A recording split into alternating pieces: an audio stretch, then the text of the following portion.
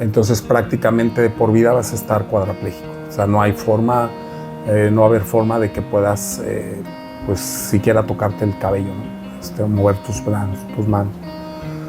Entonces ahí es donde empezó, pues, digamos que yo le llamo mi exilio o mi infierno. Y en esa luz blanca se empieza a expandir de tal forma que cuando entro, pues ya me desprendo del cuerpo. Sí me alcancé a ver en la plancha y en ese momento ya no era la misma sensación, digamos, de estar en un cuerpo con dolor. Sentí mucha libertad, pero también hubo un recuerdo de memorias de toda mi existencia. Y de repente llegan cientos de delfines y yo siento que un delfín me habla, me echo al agua y me convierto en un delfín. De hecho, hoy por eso me llaman mostrador de caminos, porque a eso vine a aprender. Por eso hoy acompaño muchos procesos. Porque hoy si tú me hablas de un símbolo, si me hablas de un color, si me hablas de eso, te lo puedo descifrar. Pues cuando empiezo a recordar y empiezo a adentrarme en memorias, ¿no? En Egipto, por ejemplo, ¿no? En estos templos de los hierofantes, ¿no? Donde entraban a los 14 años precisamente, que era esa edad donde los entrenaban para ser sacerdotes y sacerdotisas, para manejar la energía sexual y todo, pues ahí es donde empiezo a cuadrar un poquito, pues, mi existencia, ¿no?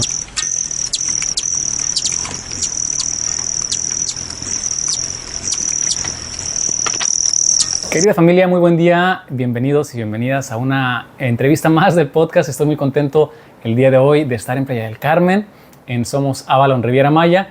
El día de hoy con el placer de conocer y de compartir un rato con una historia que a mí me tocó el corazón cuando la vi en internet. Y bueno, pues aquí estamos el día de hoy por sincronías de la vida.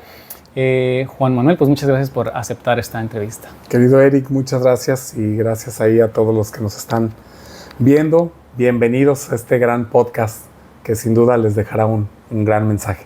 Pero antes de adentrarnos en tu historia, en lo que eres el día de hoy, lo que se comparte aquí en Avalon, me gustaría que nos cuentes un poquito quién eres, dónde naciste, de dónde vienes, cómo fue tu infancia y cómo fue tu vida hasta antes de ese suceso que transforma tu vida en lo que hoy conocemos. Bien, bueno, pues mi nombre es Juan Manuel Espinosa Albarrán. Nací en Toluca, Estado de México.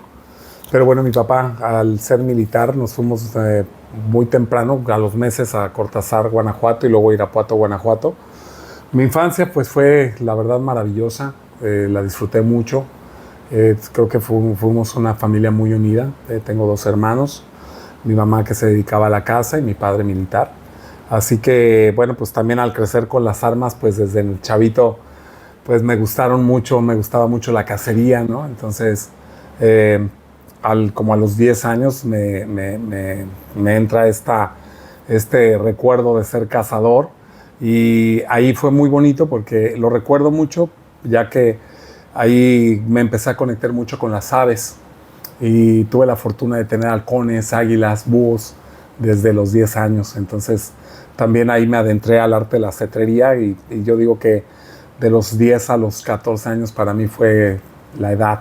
¿El arte de qué, perdón? El arte de la cetrería. ¿Qué es? Es el arte que se dedica a adiestrar a aves de rapiña. Ok. Sí, a toda la línea de las águilas, halcones, búhos. Entonces, pues es un arte maravillosa, ¿no? Porque te enseña precisamente a adiestrar a estas aves y que traen un conocimiento, pues, impresionante. De algún modo sientes que antes, o desde tu infancia, ya sentías como un llamado a un trabajo espiritual, o ya trabajabas tu aspecto espiritual, o no sucede esto hasta después de tu bueno, accidente? Ya después del accidente que tuve, realmente ahí es donde empiezo a recordar que en mi infancia, pues sí sabía a qué venía, me quedaba muy claro. De hecho, me acuerdo que yo con mi papá discutía mucho cuando me ponía a estudiar y yo le decía, vine a estar con la naturaleza, ¿por qué me pones a estudiar?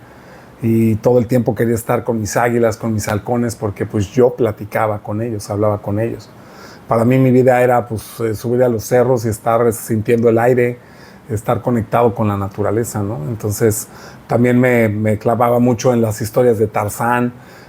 Ahora sí que me vestía como Tarzán, a puro calzón, ¿no? Y estar jugando con esta con estos cuchillos y toda esa parte, pero me gustaba mucho los libros de mi padre, por ejemplo, de sobrevivencia, ¿no? Donde era estar con la casa de campaña, con los cuchillos, pues en el wild, ¿no? En la parte salvaje. Entonces puedo decirte que no era consciente al 100%, pero yo creo que cuando me velo es como a los 14 años, cuando ya empiezo más como jugaba tenis, ¿no? Me encantaba el fútbol. Y es cuando empieza ya el sueño, la televisión y todo, a querer ser futbolista profesional, tenista profesional. Ahí es donde siento que más bien me velo hasta los 31 años, que es cuando tengo el accidente, ¿no?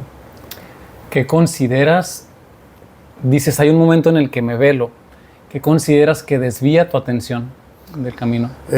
Bueno, pues hoy estoy seguro, le llaman la punzada, ¿no?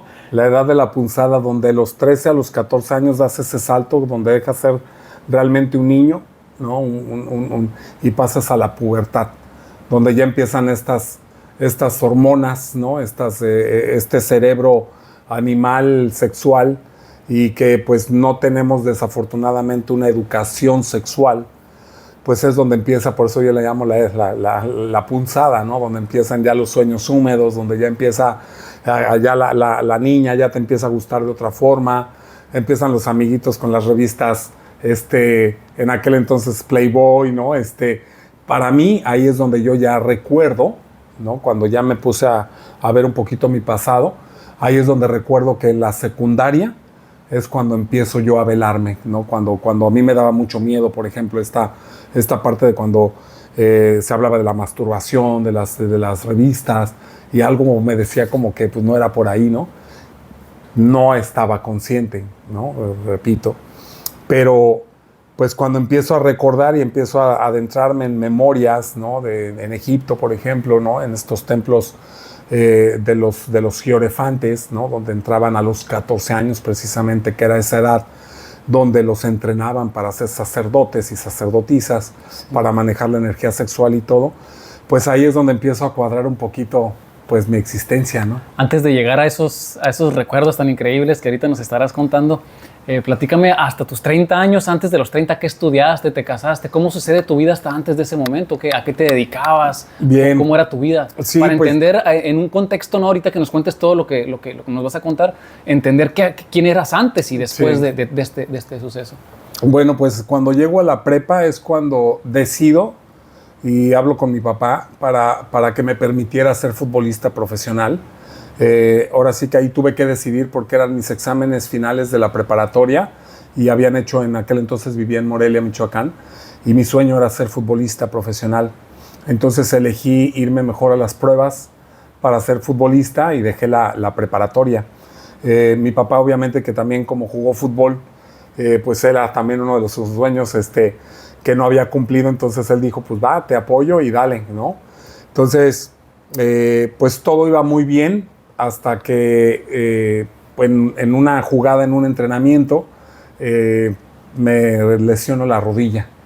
Y precisamente como había dejado de estudiar, pues cuando me rompo la rodilla y empiezo a recuperarme, mi papá me dijo, pues ahora qué sigue, ¿no? ¿Quieres seguir estudiando o qué? Y en aquel entonces, como eran vacaciones, me entro a trabajar a una tienda de ropa de una marca reconocida, y ahí es donde me empieza a gustar el factor dinero, ¿no? Tenía yo como 18 años. Y de ahí estuve trabajando 1 año y medio, luego me invitó un hermano ahí, un gran amigo a que abrió una taquería, me invita a trabajar con él y me empieza a gustar pues el mundo de los comensales, ¿no? Y estando en esa taquería, un grupo muy reconocido a nivel internacional, atiendo a unos socios que iban a abrir un restaurante ahí en Morelia, y cuando los estoy atendiendo me invitan a trabajar con ellos y es donde me cambia todo el giro, ¿no? De querer ser futbolista profesional, pues ahora paso a ser restaurantero. Y la verdad que para mí fue también una de las grandes etapas, ya que ahí fue donde empecé a concretar mi parte de cumplir mis deseos con el dinero, ¿no?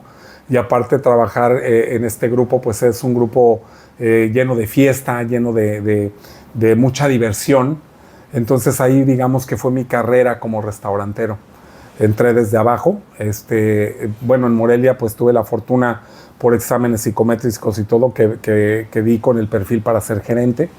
De ahí duré 1 año y medio, me mandaron a Cancún y ahí en Cancún es cuando empiezo pues desde abajo como garrotero, charolero, y tuve la fortuna de ir creciendo en los puestos hasta llegar a ser socio aquí en Playa del Carmen de uno de los restaurantes, ¿no?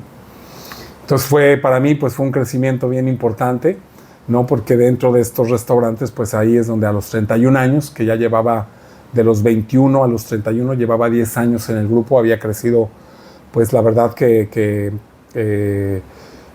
pues muy interesante, ¿no? En mi crecimiento, ya que como socio pues era de los gerentes más jóvenes, director operativo de 3 restaurantes, y entonces a los 31 años es cuando decorando para una fiesta de Halloween pues me cae un techo en la cabeza, ¿no? Cuéntanos esta experiencia. Estábamos decorando para esta fiesta, el restaurante, digamos que todas las fiestas temáticas, todos los calendarios, ¿no? Fiestas de 15 de septiembre, Halloween y todo, siempre se decoraba, ¿no? Para hacer estas fiestas temáticas. Y estábamos decorando para la fiesta de Halloween en el 2007. Entonces, cuando estamos ahí haciendo y colgando unas telas y todo, yo estaba en una reunión con el grupo de ventas y entonces se tensan de más en un plafón, se colapsa el plafón y me golpea en la cabeza. Entonces ahí pues es donde cambia todo, ¿no? Ese pequeño segundo donde de hecho yo ya me regreso para una pregunta que tenían para mí.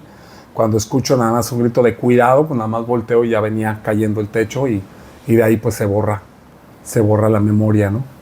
En ese punto de tu vida, ¿tenías pareja? ¿Cómo te encontrabas? Sí. ¿Cómo era tu vida en ese momento? Sí, estaba casado con mi hijo de 7 años.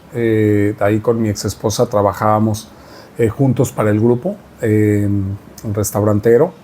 La verdad que pues nuestra vida era pues, muy buena, ¿no? Trabajábamos en lo que nos gustaba, estábamos ganando pues muy bien, ¿no? Nos daba para cumplir ahora sí que nuestros deseos.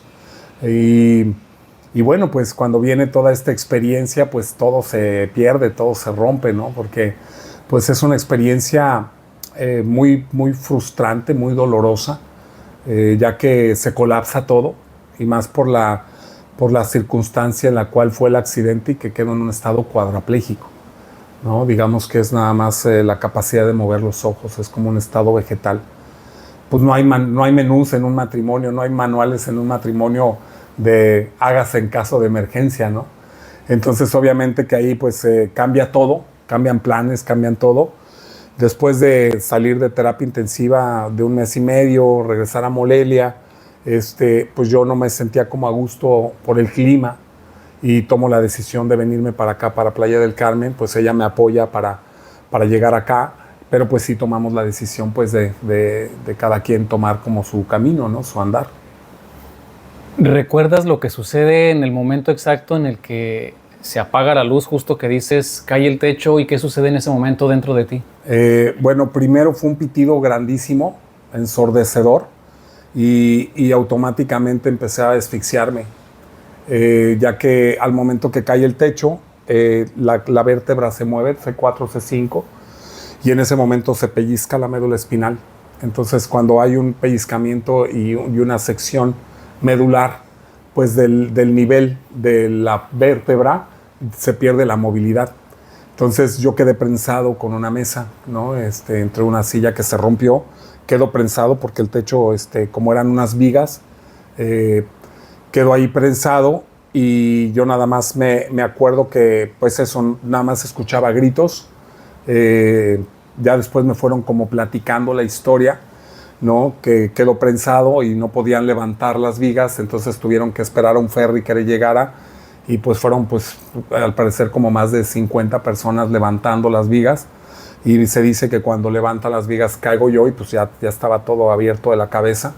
Para ello ya prácticamente pues nada más estaba ahogándome, no recuerdo nada más que gritos, ambulancias y yo ahogándome, ¿no? Con una desesperación, como diciendo qué está pasando, pero ahí ya no me salía voz, no me salía pues nada, ¿no? Simplemente sentía como una asfixia. Ese es como lo que más recuerdo de ese momento, ¿no? Y eso fue lo que sucede físicamente, pero tienes una especie de sueños o recuerdos, porque dices que recordaste lo que sucedió incluso en otras vidas. Sí. Lo que nos comentabas, ¿en qué momento sucede eso? ¿Cómo despiertas? ¿Cómo llegas a esos lugares? Sí, cuando digamos que dentro de lo que es el lapso de, fíjate, fueron horas, que creo que fueron hasta como día y medio, porque de ahí se dice que me llevan a 2 hospitales, uno en Playa del Carmen, uno en Cancún, donde no me podían atender. La tomografía decía que estaba yo a minutos de morir porque empezaba un derrame por el impacto, ¿no? Como a expandirse para tener como pues el colapso del derrame cerebral y todo eso. Entonces, por los signos vitales que traía, pues era como una urgencia, entonces no había digamos que los artefactos necesarios para poder llevar a cabo la operación. Entonces se decide llevarme a México en una ambulancia aérea. En aquel entonces el que era mi patrón, Andrés Vansen, que le mando un gran saludo si me llega a ver, él era el presidente de la Cruz Roja. Entonces él pues tiene toda la movilización para que pudiera yo tomar esa ambulancia aérea. Me llevan a México.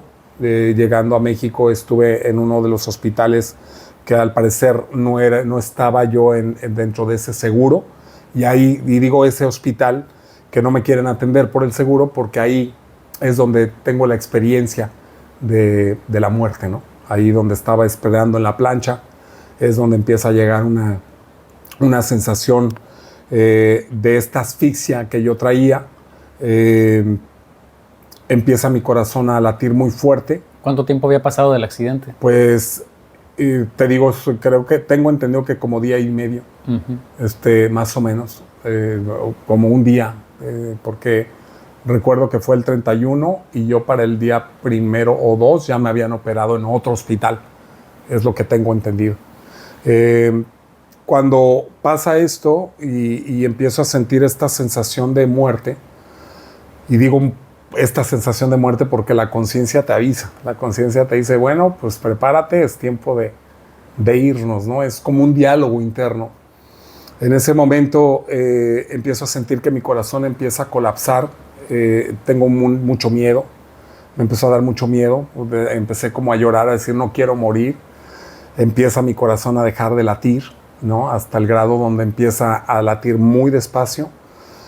Cada vez que se iba, digamos que desacelerando mi corazón, iba entrando también en una pausa, en una calma muy grande, hasta que empiezo a sentir un ruido en mi cerebro, empiezo a ver algo muy oscuro, pero dentro de eso oscuro viene una luz blanca, y en esa luz blanca se empieza a expandir de tal forma que cuando entro, pues ya me desprendo del cuerpo. Sí me alcancé a ver en la plancha, y en ese momento ya no era la misma sensación, digamos, de estar en un cuerpo con dolor. Sentí mucha libertad, pero también hubo un recuerdo de memorias de toda mi existencia. O sea, es como desde la parte donde estaba trabajando y empezar pues, a recorrer todos los años hasta el vientre de mi madre y mucho más, ¿no? Hasta ver galaxias, estrellas, planetas, larvas, ¿no? Eso lo recordé ya después, cuando ya entré en el camino del espíritu, ¿no? Todo eso no lo recordaba, pero lo viví. Entonces, cuando regreso en sí, ya habían pasado varios días, no recuerdo si una semana, de lo que yo me acuerdo de conciencia, que es cuando ya empiezo a escuchar a los médicos que me están explicando que estoy en un caso cuadraplégico, donde me están preparando porque pues dicen viene algo muy difícil para ti porque la lesión fue muy alta, se dañó la médula espinal, entonces prácticamente de por vida vas a estar cuadraplégico. O sea, no hay forma, no va a haber forma de que puedas pues siquiera tocarte el cabello, ¿no? Mover tus manos. Entonces ahí es donde empezó pues digamos que yo le llamo mi exilio o mi infierno, ¿no? Fue muy impactante porque pues siempre fui muy deportista de alto rendimiento. Fui una persona muy hiperactiva, ¿no? Siempre me gustaba la acción y de repente el quererme mover y por más que había voluntad, pues no había respuesta del cuerpo, pues eso fue para mí muy impactante. Porque aparte cuando despierto y abro los ojos, pues estaba entubado. No había forma de comunicarme con nadie. No me entendían, pues obviamente que yo queriendo pues hablar, pues hablaba mi mente, ¿no? Y hablaba desesperado de qué está pasando, pero pues ni siquiera hacer un gesto, ¿no? Era de, ¿qué estás diciendo? No te entendemos. Hasta que me empezaron a entrenar un poquito de cierra los ojos una vez para decir sí, cierra los ojos 2 veces para decir no, y era pues lo básico, ¿no? Tienes hambre, tienes sed, te duele algo. Y pues eso estaba pues muy fuerte a nivel psicológico, a nivel emocional. ¿Cuánto tiempo estuviste en ese estado? Yo creo que en el estado de cuadrapléjico como tal, así nada más mover los ojos, fueron como el mes y medio, que fue lo que estuve en el hospital. Porque no es, o sea, aunque iba avanzando cada vez más, moviendo un poquito el cuello y todo, porque una parálisis es eso, o sea, no puedes mover el cuello ni siquiera para la izquierda o para la derecha un poquito, es completamente paralizado. Y sin embargo, como iban pasando los días con las terapias y todo, pues yo iba sintiendo un poquito más de movilidad. Pero sí me acuerdo que cuando salgo del hospital, pues sí, salí todavía con la cuadraplegia. Salí del hospital porque pude respirar por mí mismo. Digamos que di los signos como para tener lo suficiente en un cuarto, en una habitación, y gracias también a la empresa que me ha apoyado siempre, pues ahí me dieron como también todas las facilidades para poder tener un enfermero, para poder estar en una habitación, digamos que condicionada, ¿no? Con oxígeno, con todo eso. Entonces por eso me dieron de alta, si no me hubiera aventado más tiempo. Pero pues sí fue 1 mes y medio, casi 2 meses de estar en terapia intensiva. ¿Qué sucede después de eso? ¿Cómo continúa tu vida? ¿Cómo es llegar a tu casa en esa situación? Después, como dices, ¿qué cambia en ti, no? No, pues... Pero sobre todo antes de ya el despertar de tu conciencia, ¿qué significa para ti el estar en eso? Dices que es como estar en el infierno. ¿Qué es el infierno para ti, no? Para mí el infierno, pues, olía a muerte. Había risas, burlas. Había un grito desesperado, habían unas ganas de matarme, de no querer vivir. Yo creo que para mí eran escenas de terror, ¿no? Porque eran cualquier sonido de ambulancia, era un impacto bien fuerte. Pues querer pedir ayuda y no poder hablar, por ejemplo. Ansiedad, miedo, pánico, un estrés todo el tiempo. ¿Esas risas y todo eso que escuchabas era una creación de tu mente o realmente lo soñabas? Pues es que hoy en día lo conozco como un aspecto de mi consciente. En aquel entonces, pues no, a lo mejor si hubiera tenido hoy las bases, pues hasta hubiera salido caminando, ¿no? O sea, si hoy tuviera si en aquel entonces, hace 18 años, hubiera tenido las bases que hoy tengo, el conocimiento que hoy he adquirido, ¿no? La comprensión que he adquirido.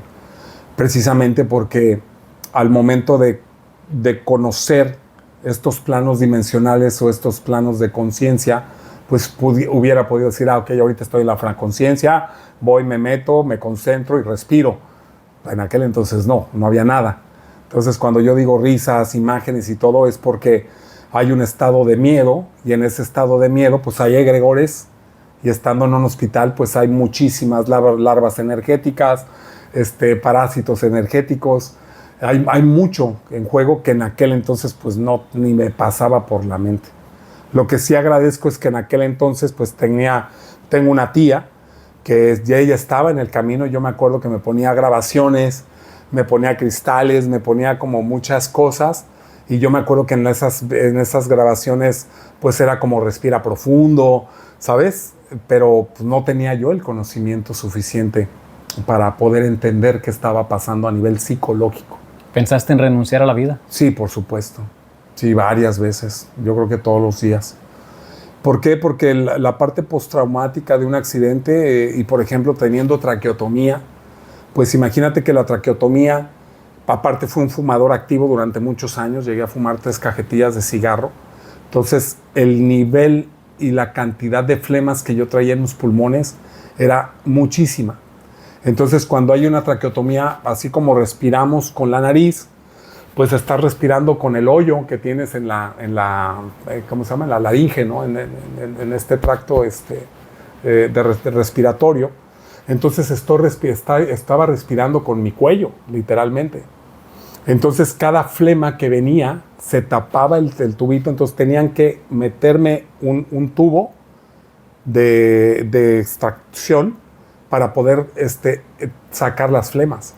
¿Por qué? Porque al momento que hay una lesión medular no hay diafragma, se pierde el diafragma, y el diafragma, con el diafragma hablas, con el diafragma toses, con el diafragma gritas, con el diafragma hablas. Y entonces en aquel entonces pues no había esa fuerza, entonces no podía ni siquiera soplar. Entonces ahorita por ejemplo me da gripe y pues con un saco la flema. Ahora imagínate acostado, con flemas, entonces era cada rato estarme asfixiando.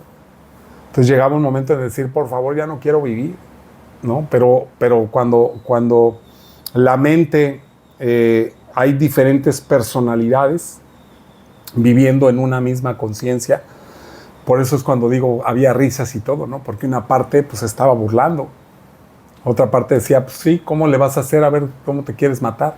No puedes ni moverte.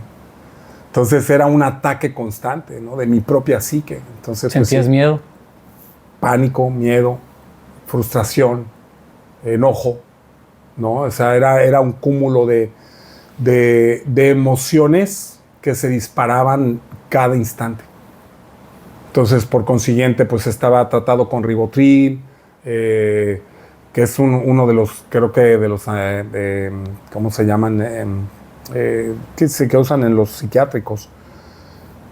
Y no me alcanzaban 10 gotas, o sea, eran goteros completos para poder sedarme, porque yo quería estar sedado todo el tiempo, porque si no mi mente empezaba a volar con estos pánicos, ¿no? De ya no voy a caminar y aparte estar dependiente al 100%, ¿no? Con personas que no conocía. Pues fue muy fuerte, fue un impacto muy fuerte. ¿Cuál fue el primer momento en el que cae esa primer gota de luz en tu vida, en ese proceso de infierno? Fue en el 2011. Los primeros 4 años fueron del 2007, bueno, a finales del 2007 al 2011, en noviembre. Esos 4 años regresé a tomar, fíjate como cuadrapléjico, y tenía aquí gente que me apoyaba para tomar mi alcohol, para fumar. Me seguías sin poder moverte. Sin poder moverme, pero ya podía hablar, entonces pues ya pedía, ¿no? A ver, pues ya quiero un trago, porque quería estar como ahogado todo el tiempo en el alcohol. ¿Por qué? Porque era muy fuerte lo que estaba viviendo por dentro. La última borrachera que me pongo en el 2011, pues estoy amaneciendo bien crudo y de repente escucho una voz, así literal, que me dijo Juan Manuel. Para mí fue como un rayo, ¿no? Despierto, consciente, escuchaste la voz. Consciente y sintiente y bien crudo. Y al grado que fue que dije, ¿quién me está hablando? Y dentro de mí me dijo, ¿no has entendido la lección? Y ahí fue donde rompo realmente. Me había hecho como el fuerte, me había hecho como el no pasa nada, y yo voy a poder, terapias y todas las cosas, pero siempre dentro de mí había como un miedo, una duda muy grande, ¿no? Entonces ahí es donde me doy cuenta que efectivamente, pues sí, no puedo, ¿no? Y es cuando me rindo y dije, no entiendo nada. ¿Por qué me pasó a mí? En ese momento me acuerdo que me puse a llorar. Ahí fue donde entendí que el alcohol me estaba haciendo mucho daño. Ahí entendí que el cigarro me estaba haciendo mucho daño. Y tuve la fortuna de conocer por medio de una acupunturista, una doctora que me estaba tratando, que me presenta una sacerdotisa de la India, Ama Sankalpa, que me invitan a tener una sesión con ella. Y ahí es porque estoy respondiendo a tu pregunta, que cuál fue esa chispa. Bueno, fue gracias a ella. Que cuando estoy en esa sesión, empiezo a hacer un mantra, empiezo a ver luces, nunca había visto luces, no sabía que era una meditación, no sabía que era un mantra. Yo nada más empecé a escuchar que ella empezó a poner sus manos sobre mi cabeza, sentí un cosquilleo impresionante y empecé a ver luces.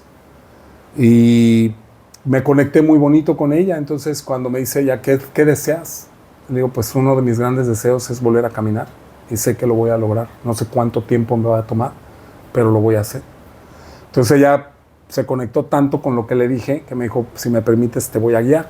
Entonces le di mi permiso y en el 11-11 efectivamente me invita a un intensivo de meditación, que es ahí como digamos que mi primer retiro espiritual, que era el portal y todo. Yo no entendía de numerología sagrada ni nada. Seguía sin tener movimiento en el cuerpo. Pero un poco más, ya movía un poco las manos, o sea, ya no estaba como cuadrapléjico como tal, pero ya movía un poco las manos, ¿no? Estaba en una silla eléctrica, que me habían hecho el favor también ahí de patrocinar. Me voy a este intensivo, siempre con un asistente, obviamente. Y pues nada, ahí es donde empieza el viaje. Y es bien bonito porque platico mucho esa historia, porque más allá de ser como mi despertar espiritual, como yo para esas alturas ya había dejado de creer en un Dios, me había enojado con mi religión, me había enojado con todo el mundo, ¿no? Me sentía como muy culpable, pero también como pues lleno de gente que sabía que me había envidiado, ¿sabes? O sea, había un cúmulo de echarle la culpa al mundo, pero también tomando la responsabilidad, queriéndola tomar, pero no sabiendo cómo. O sea, fue muy, muy, muy loco esto que te estoy platicando. Pero exactamente ese día se levanta una persona y me regala un libro. Y ese libro se trataba del ADN. Decía, es un libro de la doctora Kisori, que habla precisamente de la capacidad de reprogramar tu ADN. Se llama ADN sin misterio. Ahí digamos que es donde yo puedo mencionar que fue mi verdadero despertar con ese libro. Porque es un libro que es un libro científico, pero es un libro con unos protocolos que hice a través de un péndulo y que ahí pude entender muchísimas cosas gracias a ese libro. Ni siquiera vino por un doctor o médico, sino gracias a ese libro empiezo a entender qué es la Kundalini, qué es la Shakti, qué es el Brahma, qué es Ida, Pingala. ¿Por qué? Porque pues, era el lenguaje que yo usaba. Me empiezo a meter qué es el ADN, cómo funciona el ADN, cuántas capas de ADN hay. Es un libro que también al estarlo leyendo lo comprendía completamente sin saber biología o metafísica. Me llegaba a la comprensión. Y ahí es donde siento que fue mi gran despertar. Ese 11-11, que fue ese evento de mantras, de esta gurú, guiándonos en meditaciones, cantando la Guru Gita, hermoso. Sentía yo el canto de Om Namah Shivaya de una forma impresionante, pero cuando llego y empiezo a leer el libro, ese día para mí fue el cambio radical. Digamos que ahí vuelvo a nacer otra vez. Sin embargo, previo a esto, ¿tenías conciencia de los recuerdos de tu etapa en donde estuviste, no sé si clínicamente moriste o no, o fue una experiencia cercana, pero bueno, sé que recuerdas otras vidas y todo esto. A pesar de todos estos recuerdos, ¿no cambiaba aún tu vida hasta ese punto? Sí, claro, o sea, todo el tiempo eran los recuerdos. Digo, es una historia muy larga, me pasaría horas platicando todo lo que viví. A grandes rasgos, ¿cuáles son las cosas más sorprendentes o de lo que más recuerdas o que ha marcado tu vida, de lo que recuerdas En el hospital, cuando ya me habían... bueno, la primera fue cuando entro en el túnel y cuando prácticamente ya no estoy en mi cuerpo. Cuando ya recordé todas mis memorias, entro en un sueño, aparentemente, porque lo vi muy real, donde voy en un yate, despidiéndome de todos mis amigos de la actualidad en aquel entonces, y de repente llegan cientos de delfines, y yo siento que un delfín me habla, me echo al agua y me convierto en un delfín. No sabía que era un nahual. Hoy te puedo decir que fue uno de esos momentos donde experimenté eso, porque fue tan real que cuando despierto a una persona que era la esposa de Andrés Bansen, Lorenza, que también le mando un gran saludo, ella escuchó esa historia, o sea, de hecho la apuntó, porque yo abrí los ojos y dije, vengo de tal lado y soy un delfín y frum, entonces ella se puso a apuntarlo. Para mí eso fue uno de los grandes momentos. ¿Por qué? Porque cuando soy delfín, me reconozco como delfín, estoy con una alegría que no te puedo explicar con palabras. Estoy feliz con mi tribu, que yo sabía que mi tribu eran los delfines, diciendo ya estoy en casa y me estoy despidiendo de todos y todos se veían así con una cara de sorpresa, decir, ¿cómo no manches? O sea, ¿cómo se convierte en delfín? Pero ahí es donde viene una voz que me dice si estaba listo. Cuando yo digo, no me acuerdo si dije no o sí, pero contesto, hay un rewind, ¿sí? Como las películas que empiezas a regresar y cuando abro los ojos estoy en el hospital. Solo para aclarar una cosa, ¿era una vida donde tenías la capacidad de convertirte en delfín o eras un delfín? Porque dices que te aventaste del barco al agua, ¿no? Humano, me aviento del barco, me aviento al agua y me convierto en delfín. O sea, salgo ya siendo un delfín. Sí, más o menos me comprende. Entonces, por eso te digo, al final, te digo que fue un sueño, pero hoy con la conciencia que tengo, pues simplemente es un mundo paralelo que estaba pasando en esa multidimensionalidad. O sea, ya también hoy lo puedo explicar desde lo que me ha regalado la vida como experiencia, ¿no? Cuando digo sueño, digo, bueno, fue una ensoñación, pero sí, estaba pasando a la vez. Y dices que te viste no sé si te viste, pero ¿recuerdas la etapa egipcia? Sí, esa es otra historia. Antes de esto, de las más fuertes, por ejemplo, en el hospital, fue cuando, sin saber lo que eran las experiencias pasadas, o vidas pasadas, como le llaman, en los registros akáshicos, imagínate que yo estoy acostado, viene una enfermera, esa enfermera que estoy viendo me acaba de asesinar. Y yo abro los ojos y ella me está diciendo, hola Juan, ¿cómo amaneciste hoy? Y yo le decía, me acabas de matar, ¿dónde estoy? Porque es lo que te digo, como yo no podía hablar, eran imágenes que me pasaban donde entré en una temporalidad, donde no había tiempo, donde estaba pasando todo a la vez. Yo hoy comprendo que mi alma estaba haciendo como todos estos nuevos contratos. Ya después, si quieres, hablamos del walking, que es como se llaman a las almas que reencarnan en el mismo cuerpo. Pero en aquel entonces no entendía nada. Entonces para mí era muy frustrante porque todas mis experiencias, cuando me asesinaban, cuando me peleaba, cuando estaba en guerra, todos esos actores de esas películas eran los que estaban en el hospital. El que era el enfermero, el que era la enfermera, el que era el doctor. Entonces era una confusión total que cuando yo trataba de explicarla, como no me salía fonética, todo era así de, pues todos decían, sí, qué bien. Y yo así de, no bien. O sea, ¿dónde estoy? Porque no sabía si estaba en esa memoria o en el hospital. O sea, llegué a perder la noción del tiempo de cuál era mi realidad. O sea, que ibas y venías. Iba y venía.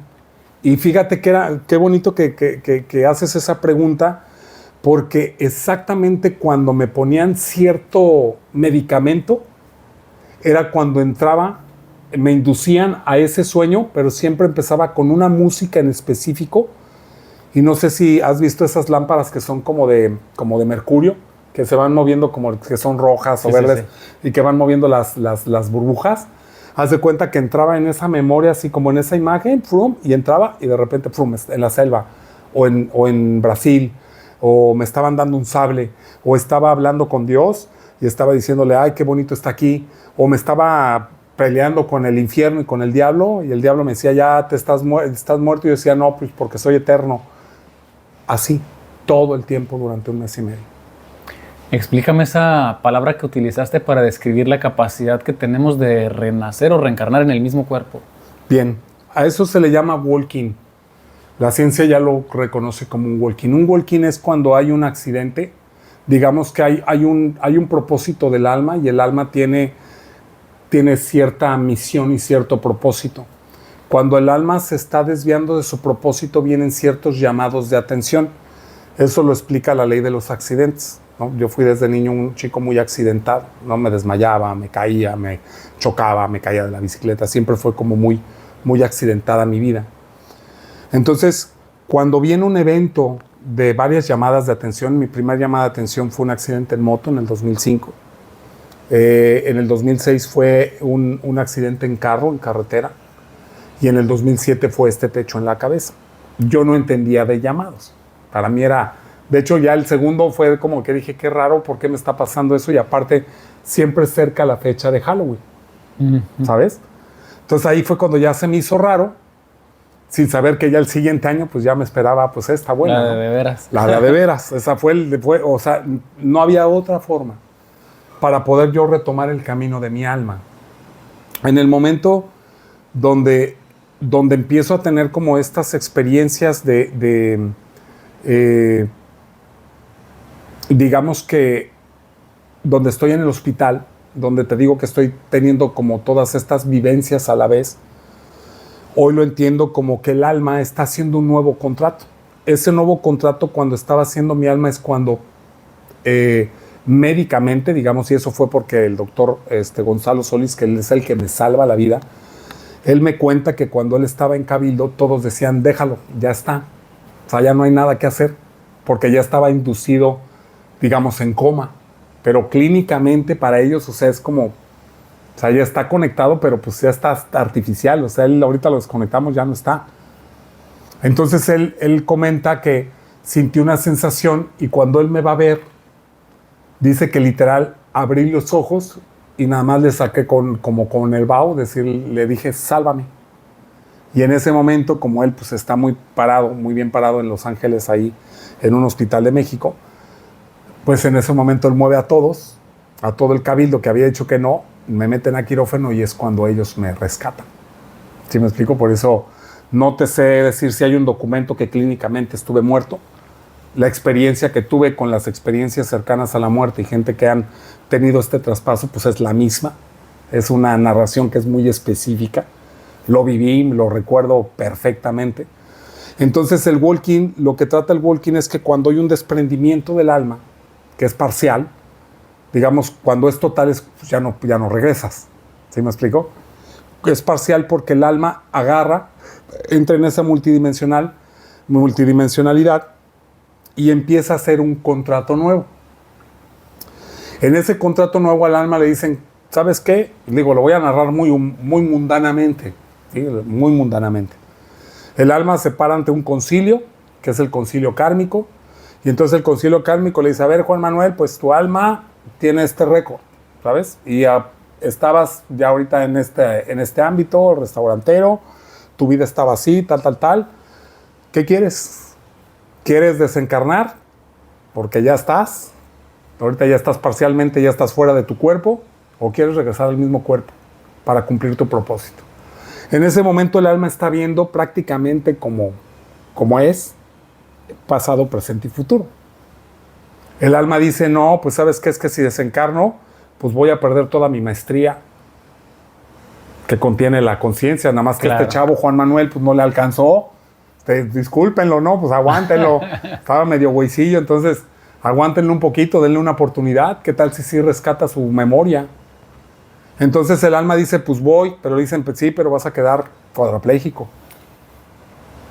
El alma lo está viendo, pero el alma al momento que está viendo pasado, presente y futuro y todas las posibilidades, dice, no, pues yo prefiero estar en ese mismo cuerpo, lo que tenga que pasar, a que se borre la historia. Y ahora que comprendes esto, esas llamadas de atención que tuviste antes, no sé si también haga sentido que exista otro tipo de llamadas de atención, a lo mejor que no te tengan que llevar tan lejos, o sea, como cercano a la muerte, como símbolos, enfermedades. De hecho, hoy por eso me llaman mostrador de caminos, porque a eso vine a aprender. Por eso hoy acompaño muchos procesos. Porque hoy si tú me hablas de un símbolo, si me hablas de un color, si me hablas de eso, te lo puedo descifrar. Me costó una cuadraplegia. Bendita cuadraplegia. Porque gracias a ese accidente hoy te puedo hablar de estos temas. En aquel entonces nada más te podía hablar de dinero. Claro. Te podía hablar de crecimiento, te podía hablar de moda, de marcas, de carros, ¿sabes? De motos, de ropa. Hoy no. Hoy te hablo de conciencia, hoy te hablo de decir, wow, a esto venimos. Y es una bendición ser seres humanos. Es una valentía ser un humano. Realmente se necesita mucho valor, mucha voluntad, venir a ser un humano. Porque venimos de las estrellas. Queramos entenderlo o no, al que es escéptico, al que es católico, cristiano, Buda, el que no quiera entender y comprender que somos polvo de estrellas y que siendo polvo de estrellas tenemos toda la información del cosmos en nuestro ADN y que está ahí como una biblioteca y que si quieres acceder a cualquier campo de conocimiento puedes acceder. Hay tiempos, hay formas, hay límites, hay prácticas, hay enseñanzas y hay lecciones. Por eso no es a veces con la expectativa humana. Por ejemplo, en mi contrato hay estimulado cierto tiempo para ir creciendo espiritualmente, dándole más movilidad a mi cuerpo y puedo nadar en el mar, por ejemplo. Ya no estoy cuadraplégico, voy a la mitad del camino. Entonces, para mí, y acabo de ver a mi querido doctor Gonzalo Solís y al final cuando él me da de alta, me dice, pues tú ya el libro de la ciencia ya lo rompiste. Vas a llegar a donde tú quieras. Porque clínicamente y científicamente es imposible. Porque yo te operé. Porque a mí me consta cómo estabas. Pero ya no te puedo guiar. Ya para mí la ciencia ya llegó ahí. Y fue cuando me da de alta. Fíjate que voy a retomar un poquito el tema. Soy una persona totalmente convencida de que todos los códigos son correctos, ¿no? Mi nombre, mi fecha de nacimiento, cualquier sistema que utilices, todos los códigos tienen una razón. Es correcto. Y a mí me encanta el Tzolk'in. Justo empezamos con el Tzolk'in porque en el Tzolk'in eres humano, planetario. Es correcto. Y el humano realmente, pues es el nombre que le pone Argüelles, pero realmente es Ef, que Ef no significa humano. Ef se relaciona con el césped, y esto yo lo conecto un poquito con el fútbol, y Ef está relacionado con los caminos. Ef significa camino. Camino, es correcto. Entonces, todo este proceso te hace llegar ahorita justo leí aquí, me tengo apuntado aquí el mostrador de caminos, que quería que justo me hablaras por qué el mostrador de caminos, y lo que para ti representa el libre albedrío. Bien. Te lo voy a explicar como me lo explicó la creación, ¿vale? Creo que los que hemos tenido la fortuna de estar con la fuente, bueno, pues no nos interesa que nos llamen locos, no nos interesa que nos crean, pero yo lo voy a platicar como a mí me lo explicó. En mis prácticas, cuando estaba ya entregándome y estaba en esa instrucción, ya reconociendo mi alma maestra, que es el walking, ya termino con el walking para que la gente que está siguiendo nuestra charla, el walking es el alma que elige regresar al cuerpo del humano, pero el alma dice ahora, sí, pero bien, como viene ya la experiencia de la maestría del espíritu, agarra una conciencia maestra ascendida. Esa conciencia maestra ascendida con el alma del desencarnado, por así decirlo, o el que está en el tránsito entre la muerte y la vida, se fusionan. Hay un aliento de regreso, pero ya en ese momento es como si volviera yo a nacer. Ya soy otro. Todavía no lo recuerdo ahí, porque viene el proceso donde yo tengo que darme cuenta, y si los que siguen el Tzolk'in se van a dar cuenta que por qué Ed y por qué hombre planetario, porque es el que viene a trascender la ignorancia. Cuando yo entro al Tzolk'in y cuando empiezo a vivir mi experiencia y empiezo a darme cuenta que de esa ignorancia, todo lo que fui viviendo, hasta llegar y conectarme con la sabiduría, pues fue gracias precisamente a las enseñanzas de los elementos. En una de esas enseñanzas con el sol, cuando logro entrar, porque ya digamos que la práctica del desdoblamiento, pues ya la tenía bien entrenada. Entonces en esas prácticas del desdoblamiento, en esa fuente, era pues donde me contestaban pues todas las preguntas que yo tuviera. Entonces en esa pregunta pregunté exactamente lo mismo. ¿Qué es el libre albedrío? Entonces me dice el creador, la conciencia suprema, como queramos llamarle, yo le llamo mi conciencia superior. Y le digo a mi conciencia superior, ¿por qué libre albedrío? O sea, ¿cómo me estás diciendo que yo elegí este accidente en mi subconsciente y que todas las personas que en aquel entonces estaban a mi alrededor también lo eligieron de cierta forma? O sea, ¿cómo? O sea, ahora cómo le hago para decir que no lo quiero? No me dice, pues ahorita ya no puedes hacer nada. Pero lo importante del libre albedrío precisamente es que entiendas qué es el libre albedrío. Entonces me pone un ejemplo y me dice, imagínate, y te voy a decir imagínate porque ahorita me estás preguntando como humano. Imagínate que tú eres Dios. aunque tú eres Dios, y yo soy tú y tú eres yo, imagínate que eres Dios y todo lo sabes, eres omnisciente. Estás presente en todas partes, todo lo conoces, tú lo creas. Pero imagínate que tú en tu rato de ocio dices y te haces una pregunta: ¿qué pasa si me niego? ¿Qué pasa si ahorita me niego a mí mismo? Y en ese momento ya no sabes quién eres. Porque al momento que te haces tú mismo esa pregunta, ya lo estás creando porque eres el creador. Pero como creador está tu parte de tu yo superior, pero también está tu parte inferior. Y aquí estás como Juan Manuel. Con quien estás hablando es contigo mismo. Por eso todo lo sabes.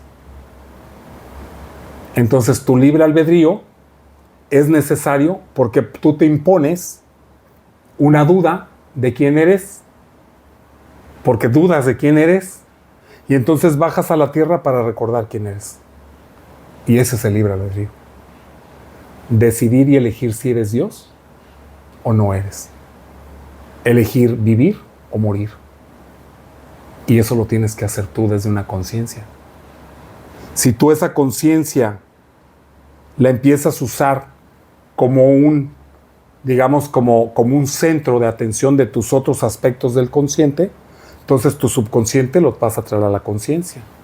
¿Cómo diferencio el creer en mí mismo, en creer en la capacidad que tengo de ser Dios, de mi ego?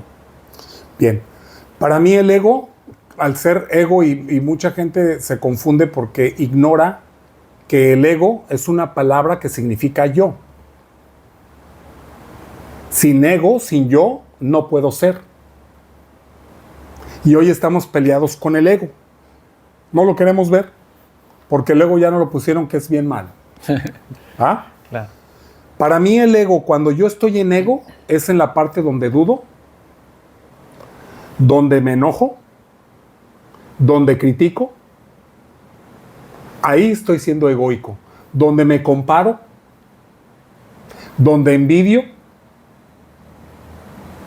¿sí? Cuando me duele, cuando cometo un error, que ese error duele, daña a los demás, ahí estoy actuando desde mi ego, desde mi yo, desde mi individualidad. Cuando me conecto con el ser, con la multidimensionalidad, entonces yo soy. Y cuando es desde esa divina presencia yo soy, si siento amor por mí, por ti y por todos los seres vivos, estoy en Dios. Y no hay falla. ¿Me comprendes? Sí, claro. Para que las personas que nos están, incluyendo a mí también, obviamente, comprendamos un poco más profundo el trabajo del mostrador de caminos. Yo llego ante ti, ¿cómo me puedes mostrar mi camino? ¿Qué son las herramientas que utilizas? ¿Qué me preguntarías? ¿En qué sentido es el mostrador de caminos? Bien, primero te escucho. Y una vez que te estoy escuchando, tú no estás escuchando que tú mismo te estás dando las respuestas. Entonces, como te estoy prestando atención, yo nada más te empiezo a llevar a que llegues a tu propia respuesta. Mi chamba como un mostrador de camino es mostrarte si vas en un camino de perdición, si estás agarrando el sendero del dolor, porque aparte tu historia como es la mía, pues me empiezo a identificar contigo. Entonces empiezo a decir, ahorita está en la negación, ahorita está en el víctima, este es victimario. Entonces yo me estoy reflejando contigo, no te estoy juzgando, me estoy reflejando. Y como un reflejo, pues ahora cuando tú me pides que yo proyecte en ti lo que tú acabas de ver en mí, porque tú al momento que me dices, Juan, te voy a ir a ver, tú ya me estás dando la oportunidad de servirte. Es tu fe la que te trae acá, por consiguiente ya está hecho. Yo lo único que te voy a recordar que sí sabes, porque mucha gente dice, es que no sé por qué me siento así. Normalmente yo le digo, sí sabes. No es que no sé, sí sabes, siéntelo. Cuando vas al corazón, el corazón te va a decir, sí sabes, no te puedes hacer tonto. Lo que pasa que en el camino de la responsabilidad queremos estar todo el tiempo en lo intelectual y pocas veces queremos pasar al corazón. Para mí el mostrador del camino es como el sendero de la iluminación, el sendero del sol. Cuando yo le llamo el sendero de la iluminación es cuando mi mente se ilumina, es cuando mi mente logra estar en un concilio, cuando no está dividida, cuando tiene bien claro lo que requiere. Y cuando tiene bien claro lo que requiere es porque también viene desde el corazón. Tú estás en el camino rojo, tú estás en el camino también de la sanación, tú estás ahorita en el Solquín, y tú bien sabes que los ancestros y nuestros abuelos dijeron, el que elige el sendero del corazón no se equivoca nunca. ¿Cierto o no es cierto? Cierto. ¿Qué es lo que hoy mueve tu vida? ¿Qué es lo que le da el sentido a tu vida? Y si nos quieres contar cómo se da este proceso en el que te conviertes en el que decides pues dedicar tu vida a ayudar y a sanar. El ágape telema, que significa la voluntad del amor. El ágape telema y la voluntad del amor, antes de convertirse en religiones dogmáticas y adoctrinantes, la voluntad del amor es la creación misma, energía, frecuencia, vibración, movimiento y sonido, y multidimensionalidad. Ahí está la creación. Cuando yo logro acceder a esta información sonora, yo le llamo el sonido del amor, el sonido del amor me va a hablar todo el tiempo. Pero para que yo pueda escuchar e interpretar el sonido del amor, primero tengo que convertirme en el sonido del amor. Y el sonido del amor es el silencio. Hasta que yo no pude autoanularme, borrarme, hacerme nada y estar en ese silencio absoluto, no pude entender ese segundo nacimiento. Y es una de las metáforas o parábolas más importantes hoy en día en la Biblia, dejadas por la conciencia crística, que es cuando Jesucristo está dando la prédica y está diciendo que en verdad el que no nazca por segunda vez de nuestra madre no podrá entrar al reino de los cielos. Esa metáfora y esa parábola es majestuosa porque es hasta que no mueras en tu ego, no puedes volver a nacer. Te podrán pasar cientos de accidentes, podrás meterte todas las medicinas de poder que quieras, puedas hacer todos los temazcales que quieras, pero hasta que realmente no entregas el control y te haces nada, no puedes volver a nacer. ¿Cómo se da este proceso? Sé que hoy la música es una parte importante en tu vida, ¿no? ¿Cómo empieza a llegar la música y cómo empiezas a dedicarte a todo esto? Gracias a mi tía Patti, ella me empieza a dar estos audios. Ella estaba muy estudiada, ¿no? Entonces tomó clases de tambores, tomó clases de cuencos, de diapasones. Entonces ella me empieza a regalar instrumentos. Por otra parte, un gran amigo, Alberto Cuevas y Daniel Alvarado, ellos fueron mis primeros musicoterapeutas. Entonces un día llegaron con una trompeta, me empiezan a tocar con la trompeta y empiezo a escuchar unos sonidos y me empiezan a transportar. Cuando regreso de esa sesión con cuencos y con esta trompeta, pues pregunto, ¿qué onda? ¿Qué es esto, no? Y ellos me regalan un PVC, porque en aquel entonces, al no poder todavía hablar tanto, no tenía la fuerza y la capacidad suficiente. Entonces me recomiendan pues empezar a soplar a un PVC con boquilla hasta sacarle el sonido. Logro sacarle el sonido. Luego en un viaje que tuve veo un didgeridoo que le llaman, de madera, simple. Lo compro y empiezo a soplarlo. Pero más allá de los instrumentos que había medio tocado, cuando empiezo a practicar con esta trompeta que te digo que compro, un día me quedo soplando y soplando y soplando. Me empiezo a hiperventilar, empiezo a entrar en una memoria fuertísima. Esa memoria me conecta cuando el día de que desencarno. Empiezo a tener otra vez ese mismo miedo, pero ahora da la casualidad que ahora el instrumento me empieza a hablar. Me lo quiero quitar, no puedo, estoy como paralizado, pero lo único que estaba era soplando. Cierro los ojos y me dicen, déjate llevar. Nada más que ahora ya no era con miedo. Ahora me dejo llevar, pues ya traía un poquito de trabajo de respiraciones y todo. Me dejo llevar, empiezo a controlar mi respiración, el mareo. Entro otra vez a la luz, se me abre otra vez el portal. Se le llama estar adentro, ¿no? Cuando se abre la luz, el aro de luz. Entro Y cuando me doy cuenta y abro los ojos, habían pasado media hora y yo ya traía la respiración circular, que es una de las bendiciones más grandes que he recibido en mi vida, que fue cuando el instrumento me inicia, que es el jigridu. Bueno, yo le llamo jompo, ¿no? Que es porque uso instrumentos mayas o de la región, ¿no? De México. Para ir un poquito ya cerrando la conversación, que bueno, tendríamos para platicar muchas horas, ¿no? Sí. Después de todo este proceso que viviste, ¿qué significa para ti la muerte? ¿Qué es morir? Para mí la muerte no existe. Y si tuviéramos, para no causar controversias, para mí la muerte me vino a enseñar que soy vida. Para mí la muerte es el maestro más grande, que es la vida misma. Y lo único que te va a enseñar la muerte es a vivir. Porque hoy no nos da miedo morir, nos da miedo vivir. Si no hubiera suicidios. Si no supiéramos qué hay del otro lado del velo, o más bien si supiéramos qué hay del otro lado del velo, ya entenderíamos que la muerte como tal no existe.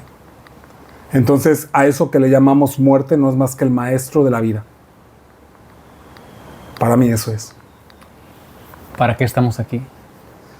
Para cumplir un propósito, amarnos los unos a los otros, saber amar, sin condiciones, saber amar la creación misma, saber amar la vida, y por eso hay un retorno y recurrencia, por eso hay una ley de reencarnación, porque hasta que el asesino entienda que se está asesinando a sí mismo, hasta que el violador entienda que se está violando a sí mismo, hasta que el infiel sepa que se está siendo infiel a sí mismo, hasta que realmente sepamos amarnos, el católico al cristiano, el cristiano al budista, el budista al judaísta, el judaísta al hinduista, el hinduista al escéptico, el escéptico al ateo, y cuando realmente nos veamos como parte de una misma creación, ahí sí se va a cumplir el propósito divino, ni antes ni después.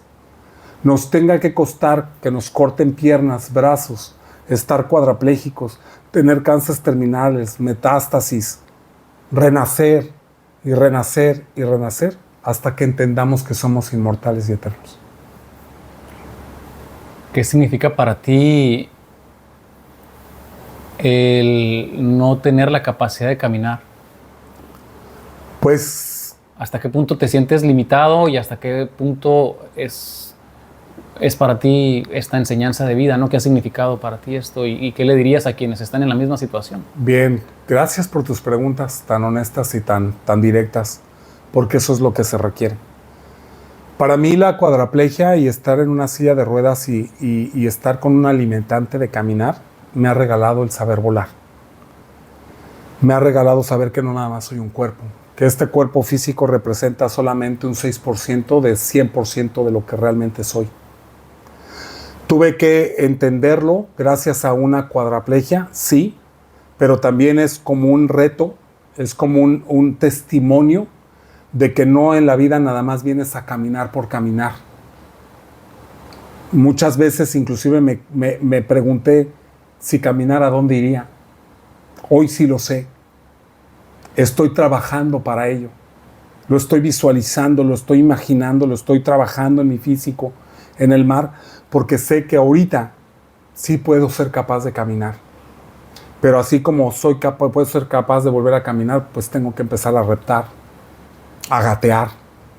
Y por eso también tuve que empezar a recuperarme a mí mismo, entender que es ese camino y ese andar. Entonces, esas alas que tenemos en las alas del amor, donde podemos volar a diferentes dimensiones, donde esas dimensiones me han permitido traer información aquí a la Tierra, es gracias a esto. Entonces, la capacidad de agradecer, aún cuando aparentemente estamos en un caos, la capacidad de agradecer que en lugar de haber perdido la capacidad de caminar, me dio la ganancia de conocerme a mí mismo, de conocer a eso que le llamamos Dios, de conocer a eso que le llamamos infierno. Hoy me siento agradecido por ese acto. Hoy me siento agradecido porque soy capaz de encontrar lo cómodo en lo incómodo. Hoy me siento agradecido también de que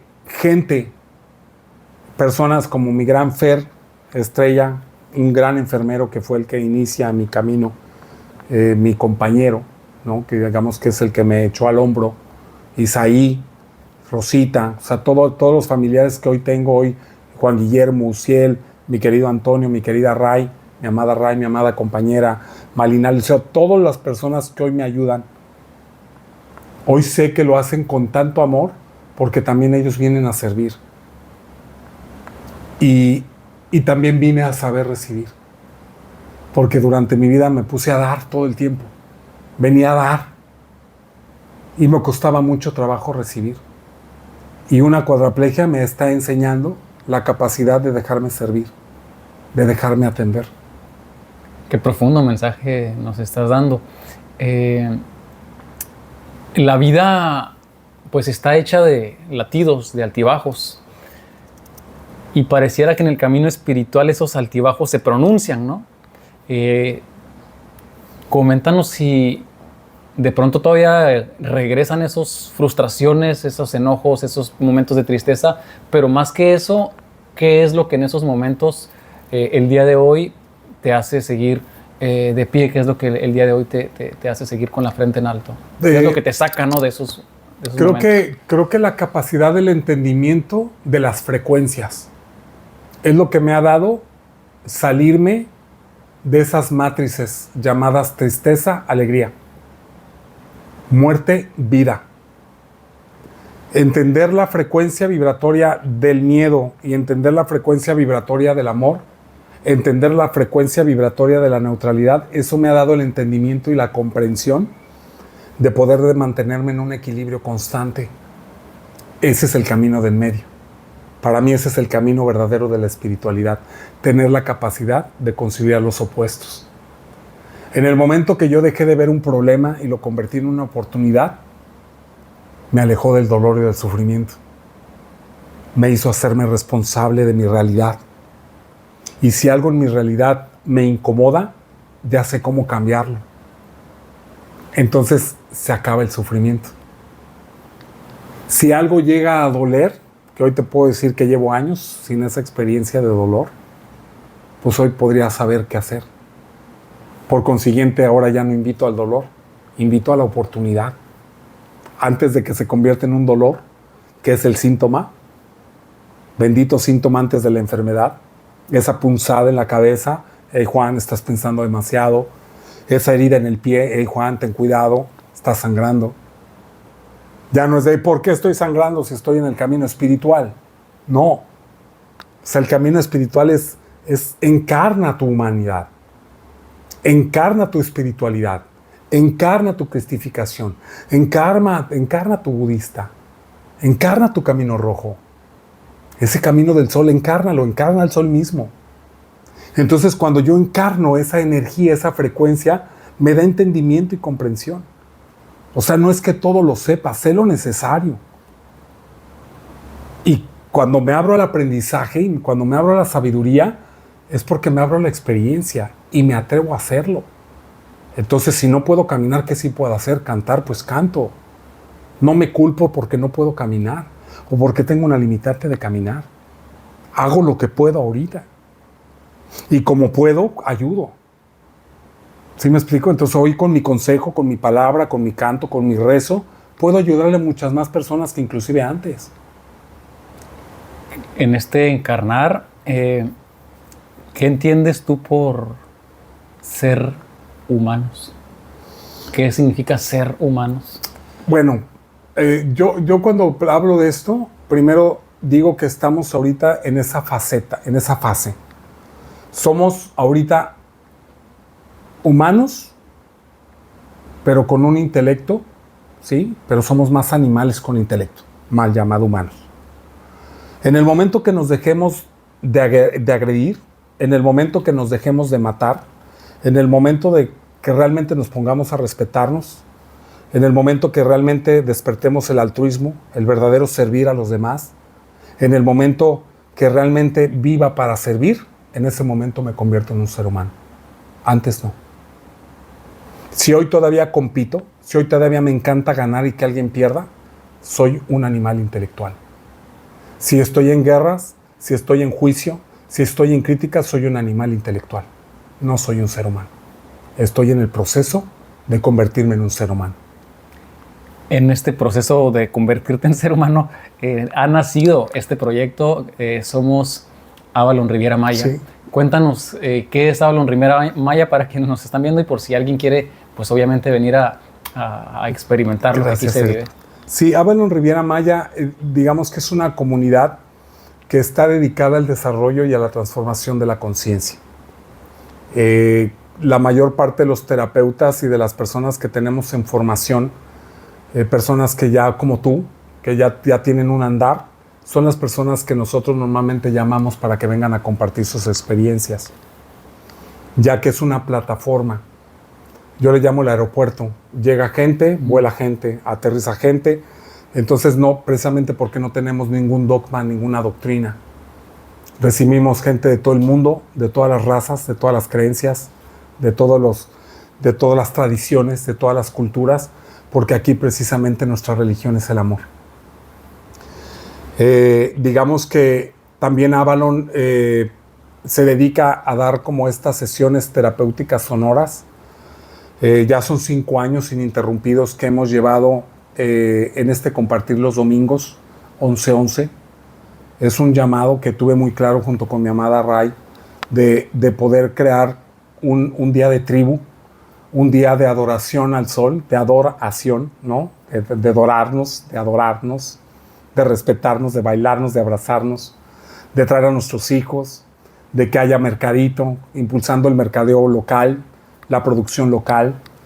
Entonces, digamos que esta comunidad empezó como más desde la parte de la relación comunitaria que tener una comunidad donde recibamos personas y que se queden a voluntariar, por ejemplo, que son realmente también nuestra visión, ¿no? El tener nuestra comunidad ya bien cimentada donde recibamos y tengamos gente ya como voluntarios, que una ciudad de luz, como se le llama, ¿no? ¿Qué tipo de servicios puede acceder las personas que llegan aquí? Mostrar el camino, ayudarles a liberar emociones, programas de desintoxicación emocional, desintoxicación también de hígado, riñones, a nivel intestinal. También darles herramientas energéticas, técnicas que hemos aprendido a lo largo del tiempo. Digamos que a nivel general es como darles herramientas para el camino del autoconocimiento. Muy bien. Pues para cerrar este diálogo me gustaría terminar preguntándote si hoy el Padre te llamara de regreso a casa, ¿qué nos dirías? ¿O qué le dirías? Pues que ¿Cuál ya sería ese último mensaje que dejarías, ¿no? Pues que ya le contesté y aquí estoy. ¿Eso le dirías a Dios? No, pues eso ya le dije. Y es un diálogo que tengo todo el tiempo. Ajá, ¿y qué nos dirías a nosotros? Yo les diría que Dios está en nuestro corazón y que todo lo que nosotros queramos pedirle a Dios ya está hecho. Dios te va a contestar con 3 respuestas. Sí, hágase tu voluntad, porque mi voluntad es la mía. Todavía no, porque todavía no es el momento. Y porque viene algo mejor. Suéltalo. Cuando entendamos estas 3 respuestas, vamos a entrar en la eternidad y en el eterno presente. Por consiguiente, no hay un momento de regresar al hogar, ya estoy en el hogar, porque Dios está en mí y Él vive en mí. No tengo que ir a ningún lado, no tengo que esperar una fecha para encontrarme con Él. Mi encuentro es con Él eterno ya no termina. ¿Piensas que el desafío está entonces en soltar el estar siempre esperando? Exacto. Se ha confundido la esperanza con certeza. Se ha confundido con algún día voy a hacerlo. Eso no es esperanza. La esperanza es la acción. La verdadera esperanza es la fe iluminada. Sé quién soy. Y sé que soy uno con eso que le llaman Dios. Porque soy ese amor en acción. Al ser ese amor en acción me entrego en esa voluntad, y cuando mi voluntad con la de la divinidad, porque muchos hablamos de el Dios y pocos hablamos de la diosa. Muchos hablamos del absoluto y pocos hablamos de la madre. Y madre, padre, es uno. Y cuando somos uno con ese Madre Padre, entonces somos la Trinidad perfecta. Somos la conciencia despierta. Cuando no tenemos la conciencia despierta, vamos a dudar de quiénes somos. Muchas veces preferimos hablarle a esa instancia llamado Dios, rezarle y pedirle, por favor, Diosito, ayúdame, por no querernos hacer responsables de que nosotros estamos creando ese caos, que yo le estoy pidiendo a Dios que me lo resuelva. Entonces llegar a ese entendimiento y esa comprensión, lo que te tenga que costar. Por eso Jesucristo decía, el que tenga oídos para escuchar, que escuche, y el que tenga ojos para ver, que vea. Nosotros somos esos testimonios, hermano. El que tenga oídos para escuchar mi mensaje, que lo escuche. El que tenga ojos para verme, que me vea. ¿Me ves cuadrapléjico? ¿Me ves lisiado? ¿Me ves inválido? Así te ves. ¿Me ves volando? Es porque estás volando. Somos uno. Y tú eliges cómo ver. Qué bonito mensaje. Bueno, pues ya con esas palabras yo creo que no se requiere ni un mensaje más final, a menos que quieras agregar algo. Agradecerte, Eric. Agradecerte porque, pues gracias por hablarme, gracias por pedirme este momento. Como te lo dije, para mí siempre va a ser una gratitud enorme el poder compartir ante las cámaras, ante los que nos empiezan a ver, porque hoy es el tiempo de eso, de usar las redes sociales para lo que son, para compartir, para difundir los mensajes. Si hoy le llega a quien le llegue este mensaje, pues que es gracias a ti. Entonces, por lo tanto, pues te honro y te agradezco a ti, hermano, por tu andar, por tu caminar y por esta entrevista tan bonita. Muchas gracias. Justo le cambié el nombre al podcast y le pusimos Sembrando Conciencia, okay. Porque soy semilla y porque pues soy un convencido de que necesitamos llevar a las redes algo que realmente nutra y que no solamente entretenga, ¿no? Entonces, sí. Pues muchas gracias por compartirnos tu experiencia. Gracias. Por tu amabilidad, por tu humildad, por recibirnos aquí. Gracias, Antonio, que está acá atrás de cámaras también. Antonio, muchas gracias, hermanito, por ser el enlazador de mundos. Que fue el enlazador, el conector aquí entre nosotros. Sí. Y pues muchas gracias por habernos visto durante este episodio. Ya saben que vienen más entrevistas. Nos vemos en el siguiente. In la Catch. Jala que. Gracias. Gracias.